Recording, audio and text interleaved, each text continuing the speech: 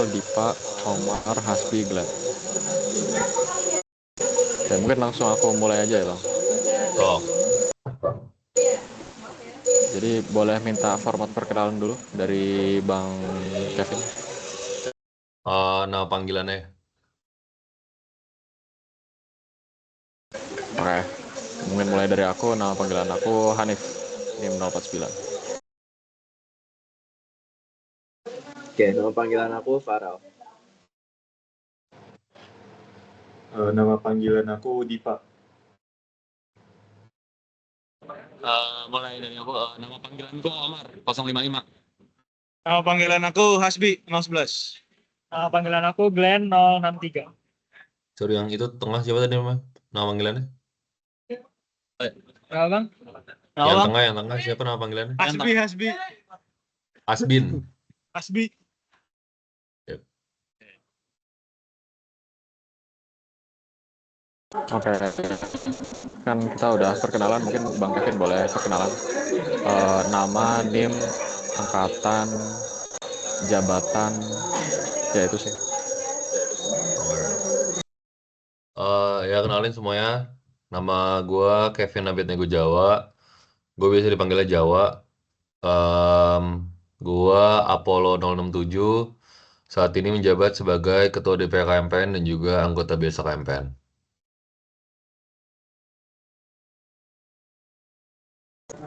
Oke, mungkin aku mulai untuk sesi pertanyaan tentang berhubungan sama KMPN. Mungkin Baik. pertama-tama boleh dijelasin nggak dari DPA sendiri itu kira-kira detail kerjanya itu ngapain, terutama sebagai ketua DPA. Sorry, gimana tadi? Job desk dari seorang ketua DPA KMPN itu ngapain aja? Ketua DPA atau DPA-nya? Ketua, kalau bisa. Oke. Ya mungkin kalian juga udah belajar tentang DPA di Sonic ya. DPA kerjanya ngapain. Nah, kalau cara kerja ketua sendiri, ya intinya sebagai supervisor dari beberapa komisi. Oh ya, kedengeran nggak? Aman, aman. Aman ya? Sorry ya, agak berisik. Jadi, kalau ketua sendiri itu, kalau di angkatan gua itu dibikin jadi 4 komisi. Yang pertama itu komisi legislasi, yang kedua komisi aspirasi, yang ketiga komisi pengawasan, yang keempat komisi pemilu. Nah, intinya keempat komisi ini memiliki ketua sendiri yang eh, kerjanya itu nanti ujungnya harus ngelapor ke sekretaris, kemudian dicatat dan lapornya diberi ke gua. Sebenarnya intinya cara kerja ketua DPA adalah ya mengawasi dan memastikan semua komisi itu berjalan sesuai dengan fungsinya. Em, nggak ada yang nyelenong ke kiri kanan dan program kerjanya semua terlaksanakan. Intinya begitu. Terjawab? Ya Bang, aman. Boleh dilanjut?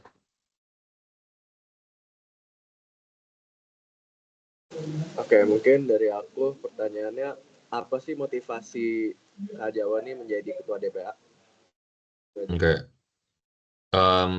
Sebenarnya motivasi paling gedenya waktu itu ego. Jadi ya apa ya bilangnya? Coli ego lah. Jadi ketua DPA kan kayak menjabat sebagai ketua itu menurut gua sesuatu yang bisa dilihat baik gitu. Cuman ya itu minusnya adalah kurangnya persiapan dan juga kurangnya planning dari awal. Makanya kalau misalnya kali ini pelajaran juga buat kalian nanti kalau misalnya kalian yang menjabat nggak cuma jadi ketua tapi sebagai staff pun atau apapun itu dalam segala acara ke depannya itu jangan jangan kemakan ego gitu. Jangan karena kalian bisa kalian harus ngambil itu. Jadi disesuaikan dengan kesibukan kalian, kepentingan kalian dan juga prioritas kalian kayak gimana. Gitu sih.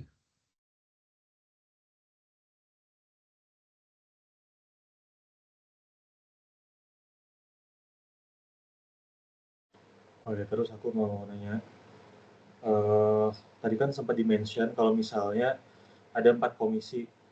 Nah, 4 komisi itu apa aja dan proses pemilihan dari masing-masing ketua komisi itu apa? Konsiderasinya apa aja? Makasih. Oke.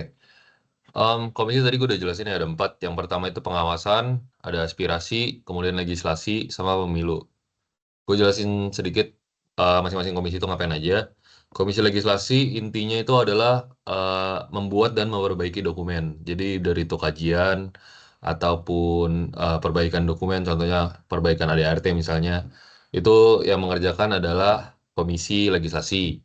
Yang kedua komisi pengawasan, ya seperti namanya melakukan pengawasan sebagai salah satu fungsi DPR juga untuk mengawasi BKKMN yang lain seperti BPP atau Badan Pengurus, kemudian juga kesenatoran. Tujuannya adalah supaya memastikan bahwa kerjanya si BPP dan juga senator ini baik gitu. Intinya begitu.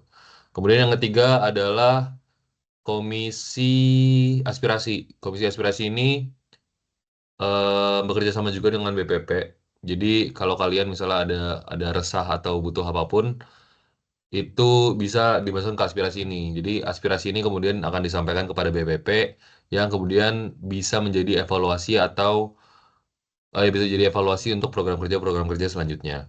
Dan yang terakhir adalah pemilu. Komisi pemilu ini untuk melakukan pemilihan umum ketua BPP atau marsekal dan juga senator. Intinya seperti itu.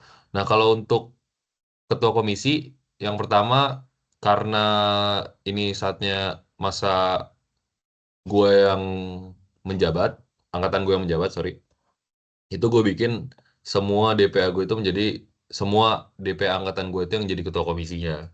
Karena yang pertama ya experience-nya eh, paling matang di antara angkatan yang lain, kecuali angkatan satu di atas. Cuman angkatan satu di atas ini kan sudah sibuk dengan tugas akhir dan juga yang lainnya. Jadi mereka bisa dibilang hanya sebagai pengawas aja. Tapi secara tertulis mereka tetap staff dari komisinya.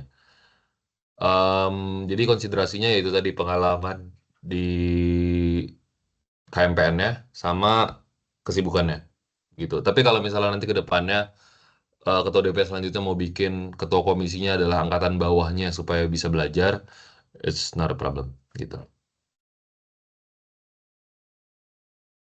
Yup.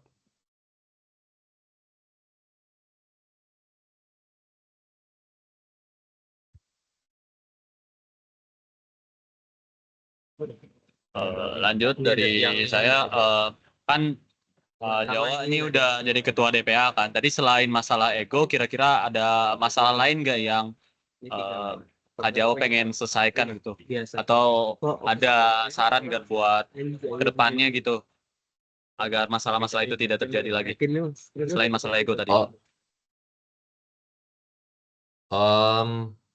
apa ya, waktu sebenarnya salah satu niatan gue menjadi ketua DPA adalah karena gue merasa DPA ini ter kurang apa ya bilangnya, kurang fungsional gitu di KMPN. Jadi tidak begitu terasa kinerja-kinerja dari DPA. Walaupun memang kalau misalnya kalian hilangkan DPA dalam 1 tahun ketika gue jadi anggota biasa KMPN doang, itu pasti bakal kerasa banget. Cuman impactnya tidak terlalu besar ke gue pribadi. Makanya waktu itu gue mau join DPA supaya memperjelas sistem-sistem dan juga fungsi DPA kepada setiap individu daripada masa KMPN. Cuman ya problemnya adalah itu tadi, kurangnya persiapan dan juga kurangnya konsiderasi skala prioritas gue pribadi. Jadi kalau misalnya mau tackle masalah, yang menurut gue salah satu masalah yang paling penting adalah planning dan juga keinginan dari si ketua DPA itu, bukan keinginan, sorry, pemahaman dari ketua DPA itu terkait DPA-nya itu mau kemana pada tahun itu. Intinya itu sih. Oke, udah terjawab. Makasih ya Kak Jawa. Kalau mau nanya nih Kak, kalau misalnya kita nih, kita belum aktif sama sekali nih. Cara mulai Yes. aktif yang kayak gampang di approach gitu gimana? Kayak cara mulainya gimana gitu dari awal? Maksudnya aktif di KMPN atau jadi orang yang aktif? Di KMPN. Ya pertama kan kalian magang dulu. Ya magang itu tujuannya adalah untuk mengenalkan dan juga membiasakan diri kalian untuk bekerja di KMPN. Bekerja, dalam tanda kutip. Jadi ya ikutin aja setiap acara yang dibikin sama BPP. Kayak magang. Kemarin kan kalian juga udah ikut magang fair. Kemudian kalau misalnya jadi staff, ya silahkan jadi staff kalau misalnya kalian emang pengen ada waktunya dan juga itu tadi masalah planning kalian tahu kalian mau ngapain di divisi atau bidang yang kalian pilih itu. Jadi nggak usah terlalu banyak dipikir lah, ikutin aja jalannya karena waktu kalian di KMPN juga masih lama. Ini masih tahun pertama kalian di KMPN di Teknik Dirgantara ya. Jadi ya nikmatin aja menurut gua.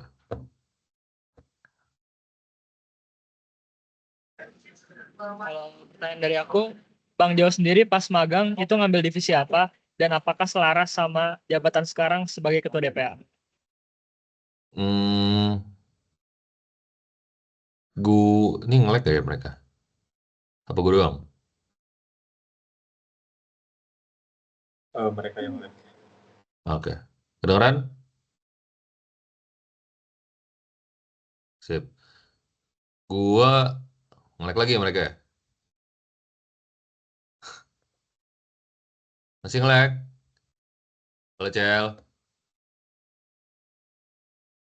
Oke, jadi gua waktu itu magang di Rekreasi Minat dan Bakat atau RMB karena tujuannya memang pengen asik-asikan dan santai-santaian aja.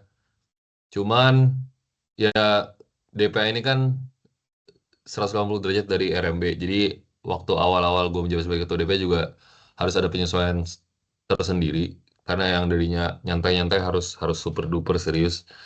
Jadi ya tidak selaras sama sekali.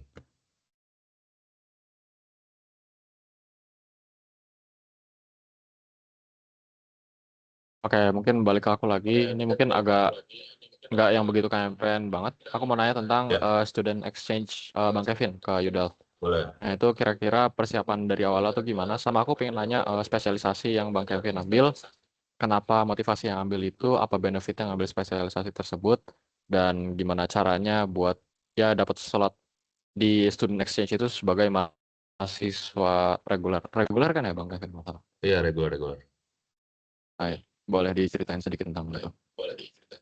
Oke, jadi mama gue, orang tua gue emang cukup mendukung kegiatan pertukaran pelajar karena menurut mereka itu kegiatan yang bu- bukan ke akademiknya tapi lebih ke experience kalian gimana bersosialisasi sama berinteraksi dengan kultur yang berbeda gitu. Itu ya pertama itu. Jadi gue dapat dukungan dari orang tua.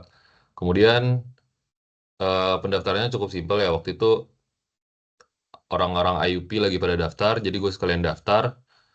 Memang diperbolehkan, cuman IUP itu memang lebih diprioritaskan. Jadi kalau misalnya ada slot untuk IUP, itu bakal di fullin dulu. Nanti kalau misalnya mereka emang ada beberapa yang ketolak, baru reguler bisa masuk. Intinya seperti itu.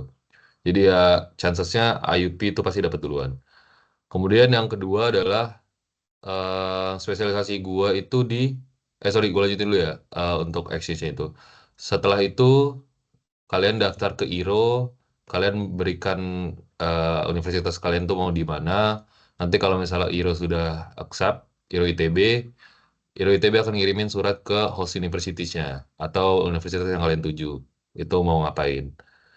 Kemudian setelah itu baru diberikanlah persyaratan daripada universitas yang kalian tuju. Jadi kayak misalnya kayak MOTLAB, transkrip nilai dan segala macamnya itu dari uni yang kalian tuju bakal diminta. Nanti kalau misalnya kalian udah kirim, udah di ACC, barulah kalian bisa berangkat. Kemudian kalau misalnya masalah spesialisasi, gua ngambil spesialisasi aviasi. Jadi ada dua kan ya, rekayasa sistem dirgantara dan juga aviasi. Nah ini gua ngambil aviasi kenapa? Karena yang pertama menurut gua, join tolong join aja. Ya, jadi intinya yang pertama gue pilih aviasi karena menurut gue lebih mudah untuk mempelajarinya. Terus yang kedua, jujur interest gue sama pesawat tidak sebesar itu. Gue lebih interest sama roket sebenarnya awalnya. Tapi kayaknya untuk di bachelor mengambil sesuatu yang cukup membuat stressful itu tidak untuk gue. Jadi gue mau lebih santai-santai aja, makanya gue ngambil aviasi. Ini bukan berarti maksudnya aviasi sangat-sangat nyantai ya. Aviasi juga bakal ada PR-nya, cuman menurut gue lebih nyantai daripada aero atau rekayasa sistem dirgantara. Terus menurut gue kedepannya di industri kenapa gue pilih aviasi untuk kelulusannya juga kayak kalau lulus memang bakal ada tulisan spesialisasi, tapi spesialisasi itu nggak ditulis di ijazah, jadi tetap lulusnya bakal as Bachelor of Aerospace Engineer gitu. Jadi menurut gue nggak ada perbedaan yang signifikan terkait lu aviasi atau rekayasa sistem dirgantara. Ya perbedaannya itu tadi cuman di spesialisnya lu gitu. Dan itu kan sangat spesifik. Sedangkan kalau misalnya lu apply kerja itu apalagi untuk fresh graduate, menurut gue itu untuk apply-nya itu tidak tidak bakal langsung ke job-job atau position yang sangat-sangat spesifik. Jadi menurut gue masalah pekerjaan tuh aman lah. Itu aja kan pertanyaannya. Apa ada lagi tadi? Ya, udah segitu aja. Aman. Oke, thank you. Thank you, Bang. Yuk. Oke, mungkin dari aku lagi mengenai KMPN nih. Pas Kak Jawa nih baru masuk KMPN ataupun sebelum masuk, komitmen ataupun harapan di himpunannya itu apa dan upaya apa untuk mencapai hal tersebut? Jadi komitmen gue waktu itu cukup ambisius, yaitu menjadi senator KMPN, tapi itu menurut gue komitmen yang tidak dipikirkan dengan baik. Ya mungkin kalian bisa lihat ya, gue orangnya tidak memikirkan hal dengan baik dan turu dari awal sampai akhir. Cuman ya itu sesuatu yang masih harus gue pelajarin juga. Em, Waktu itu cara pemenuhannya adalah gue ikut beberapa forum di pusat atau forumnya KMITB bersama dengan senator. Intinya kayak nemenin doang dan ngelihat gimana caranya. Terus Indian, oh kayaknya gue gue kurang cocok di bagian kesenatoran ini. Jadi em, komitmen gue tidak tercapai. Cuman ada beberapa komitmen yang gue pegang sendiri dan nggak gue tulis. Itu yang pertama adalah aktif di KMPN dan juga yang kedua itu membuat KMPN tidak lebih buruk daripada sebelumnya gitu. Jadi at least KMPN itu tetap seperti apa yang ada ketika gue pertama kali masuk atau improve gitu ya sih.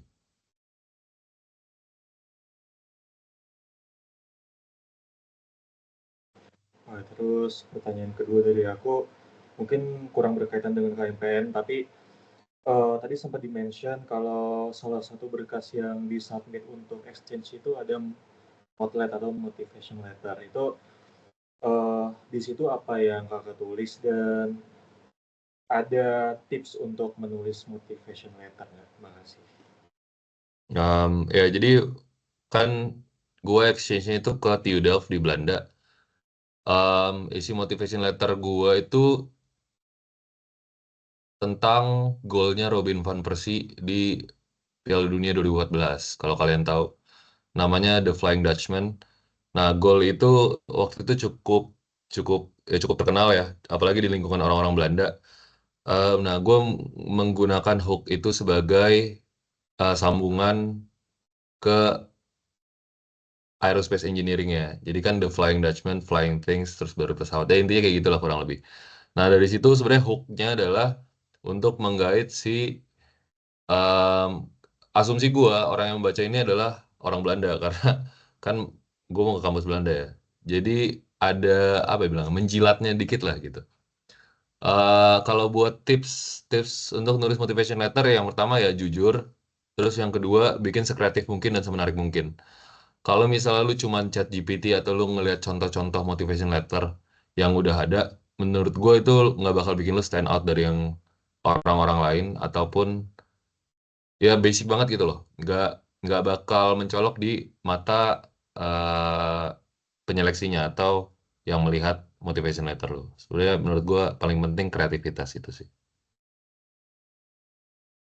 Oh enggak, makasih. Yuk.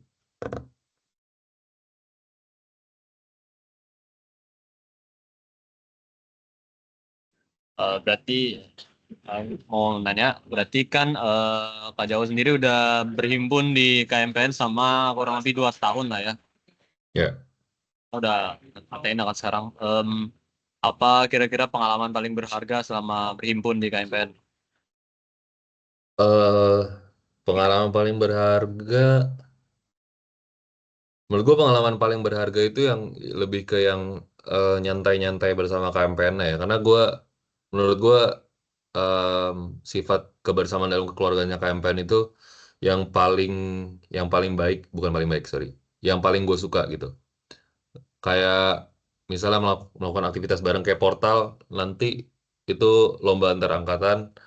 Itu kan menurut gue juga meningkatkan bonding gak cuman sama angkatan lu tapi sama semua angkatan di KMPN gitu.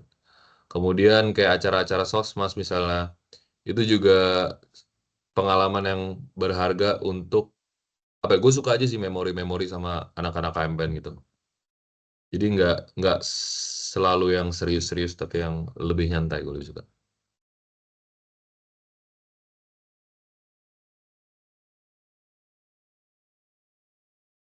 Oke, pasti Kak. Tadi kan momen paling berharga ya Bang. Kalau gitu boleh kebalikannya nggak? Ada keluh kesah nggak dari selama Abang menjabat di KMPN gitu? Em, Keluh kesah KMPN itu orangnya kan anak AE ini cukup cukup akademisi ya. Jadi memang untuk diajak berhimpun itu biasanya prioritas kedua setelah akademik. Memang seharusnya seperti itu kan. Cuman ya jadinya kalau misalnya eh, jadwal akademiknya berbeda, itu menyesuaikannya susah gitu. Kayak mau ngajak-ngajakin berhimpun tuh agak agak sulit. Tapi ya menurut gue itu uniknya dan bagusnya KMPN juga sih. Kayak ujung-ujungnya lu pada masih mahasiswa dan tujuan lu masuk kuliah ini bukan bukan untuk masuk himpunannya tapi untuk lulus sebagai aerospace engineer gitu sih.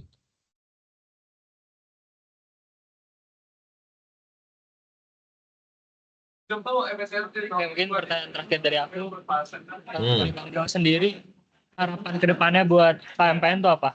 Kayak mau dibawa kemana lebih baiknya? KMPN mau dibawa kemana? Sebenarnya KMPN mau dibawa kemana itu ya terserah kalian karena kan kalian yang nanti bakal ada di KMPN gitu. Angkatan gue itu udah nggak bakal lama lagi di KMPN. Kayak normalnya ya sisanya setahun, cuman ya kalau misalnya ada yang telat juga nggak gitu lama gitu, nggak bakal aktif juga di KMPN. Jadi ya bawa KMPN terserah kalian arahnya mau kemana. Yang penting yang pertama KMPN itu yang perlu kalian ingat adalah KMPN adalah orang-orangnya.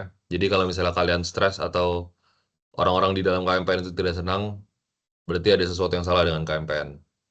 Kemudian kalian sebagai angkatan yang termuda di KMPN saat ini banyak belajarlah tentang budaya dan juga historinya KMPN supaya nilai-nilai tersebut nggak hilang walaupun arah gerak kalian mungkin berbeda dari apa yang pendahulu-pendahulu inginkan. Gitu aja sih.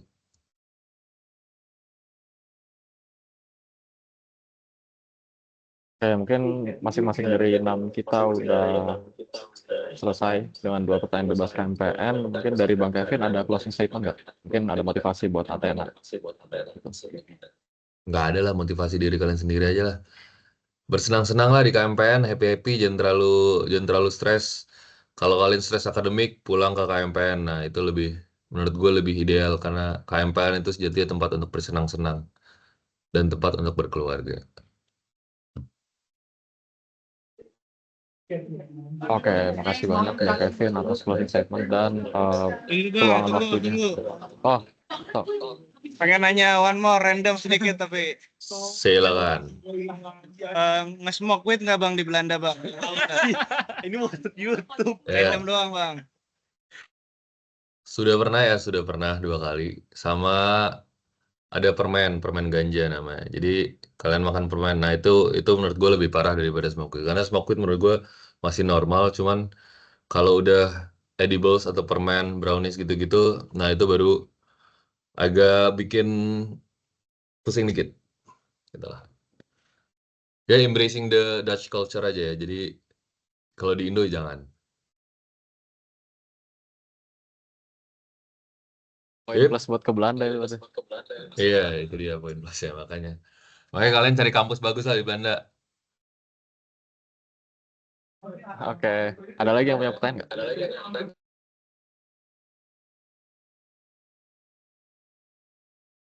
Oke, mungkin Cukup? dari kita semua cukup. Thank you banget Bang Kevin atas waktunya. Sip, thank you. Good luck Oke. Athena, semoga cepat-cepat berjahim biru kalau kalau pantas.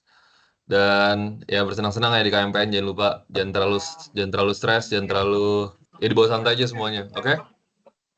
Sip, Siap. gue izin Makasih, ya. Bang. Coba Kak. Thank you, Thank you, Bang. Yo yo Bang. yo, bye bye. Thank you, Kak.